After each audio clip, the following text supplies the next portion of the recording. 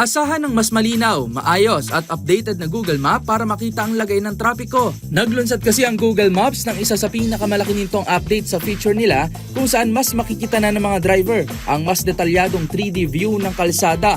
Kabilang na dyan ang mga gusali, overpass, lane markings, pedestrian crossing, traffic lights at maging ang stop signs ng real time. Makikita rito ang immersive navigation kung saan ang 3D view ng mga dadaanang lansangan ay perfect sa madalas gumamit ng maps tulad ng mga motorista. Layunin nitong gawing mas madali at mas ligtas ang pagmamaneho dahil mas kahawig na ng tunay na paligid ang makikita sa screen ng navigation. Ayon sa ulat, pinapagana ang bagong visual experience ng tinatawag na Gemini Artificial Intelligence Models ng Google. Gumagamit ito ng pinakabagong street view at aerial images upang maging mas eksakto ang itsura ng mapa. Dahil dito, mas madaling matutukoy na ng mga driver ang kanilang lokasyon gamit ang mga landmark, median at iba pang detalye sa kalsada na makikita rin sa aktwal na paligid.